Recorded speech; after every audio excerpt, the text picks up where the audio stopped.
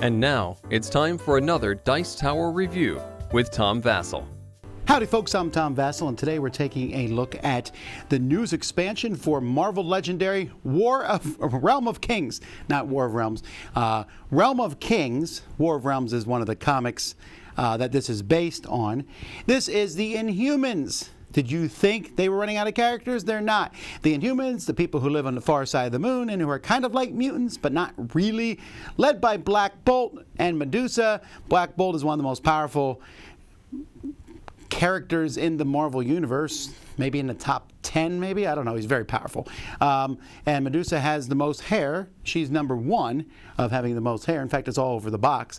Anyhow, this is a smaller set. It can be confusing these days with Marvel Legendary. They all come in the same size box, but this one just has 5 new heroes, 2 masterminds, and 2 villain groups. That's it. Let's take a look. The new keyword in this set, or one of the new things, is, well, there's 2 new things, and I'm showing you both here at the same time. One is when recruited. So there's a lot of cards that have when recruited, which means when you take this card, you get something. This is not new to this game. This is in a lot of these deck building style games, but it's a good mechanism. I'm glad they're using it. The other is get the throne's favor. All right, so this game says take the throne's favor. It says use anything you have laying around. All right, fine. So this is the throne's favor. Now, I feel like this is a bit of a cop-out. I would have preferred them to actually put the King's Favor card in the game, but the King's Favor is not a card, so they don't want it to be affected by card things, and they could have made a token or something, but whatever. You just can use anything. So the mechanism itself, though, isn't bad. So, like when you recruit this, you get the Throne's Favor. When you play it, as long as you played another Inhuman card, you get the Throne's Favor. If you already have it, you can spend it to KO one of your cards. And actually, all of Medusa's cards are like that. Same thing. If you already have it, you can spend it to get +2 attack. And then her other ones here, where you can spend it to draw a card. Her big one, if you already have it, you can spend it to draw 2 cards. And it's a 4 attack. So Black Bolt is a little similar to this. He can KO one of his cards with no rules text. And this is interesting because you also have a card with no rules text. So I thought that was pretty cool because if you don't know much about the Marvel Universe, Black Bolt doesn't speak because when he talks, he just blows people away. So he tends to not talk very much. So here he can KO a card with no rules text. He could KO this, but also your basic cards have no rules text, and that matters a lot for his other cards here. Get the Throne's Favor. You can reveal the top 2 cards of your deck. Each one with no rules text goes in your hand. And his big card here, he can choose speak or don't speak. If he speaks, he puts all the cards with rules text in his hand, or he can KO any number of them. So that's actually really interesting. It's a nice thing. Now, I suppose this might work with other heroes, but he only has 1 card with no rules text. It's mostly talking about your basic cards that you start the game with. Crystal is the most unusual and I think the trickiest card to use. Her basic card here, which is pretty awesome, seemingly, it's 2 attack, and it's +3, but you have to have one of 4 different symbols. Now, her other cards let you do that. You can choose one of these. This card is that this turn, and draw a card. So this could be one of those symbols. Here, when she recruits this, you can KO a card in your hand that isn't one of those. And if she has a Throne's Favor, this becomes all 4. So that helps the other cards. So you need to buy a lot of crystal cards to make them work together. And when we recruit this, you get these things and reveal top 4. And she puts 1 of each hero. So she's all about combining different types of cards. And that's neat, but it is trickier to use. Then we have Karnak, who has his own ability, who basically, he can pick villain groups.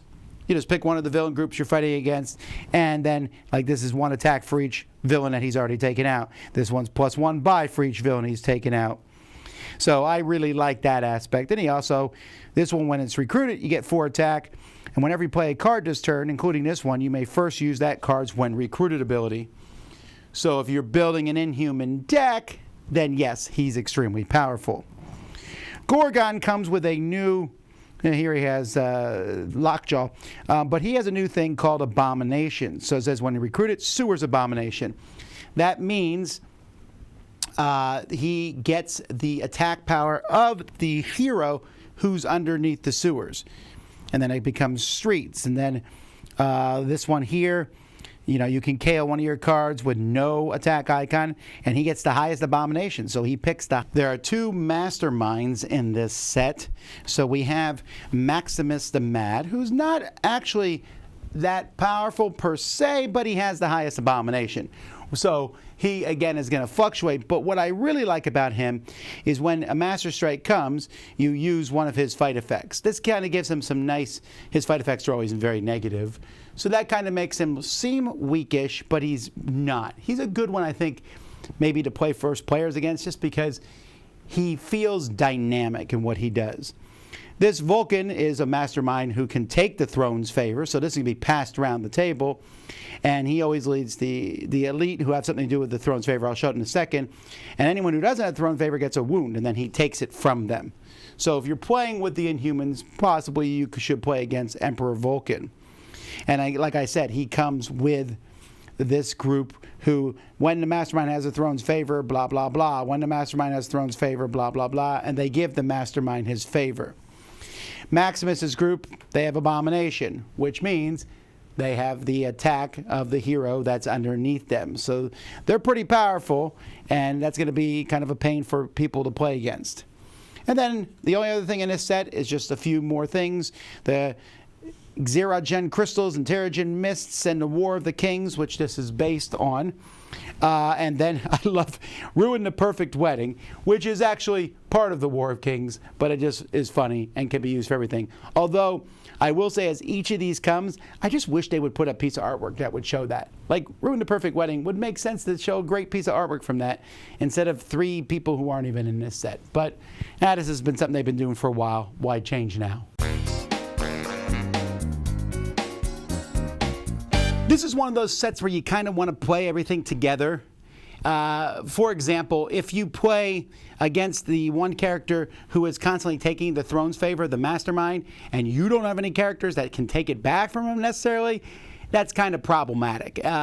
So he's best played against them. This is one of those sets, I'm like, just throw the Inhumans in and play against one of these two villains. Now, I think Maximus works well playing against pretty much anybody, and the abomination keywords and stuff. I don't feel like this is a complex set to play or learn, although I feel like Crystal is complex to play or try to get her stuff to work well. On the other hand, some of the other characters I found to be pretty easy to play. The Throne's Favor, like I said, I thought it was kind of goofy to use anything, a penny or a shoe. I get that, but again, a token would have been nice. But that's kind of me quibbling. Overall, I actually did enjoy how this comes together, has some neat aspects to it. So that's Realm of Kings, Marvel Legendary. Until next time, I'm Tom Vasel, and you've been watching The Dice Tower. Dice Tower Judgment approved!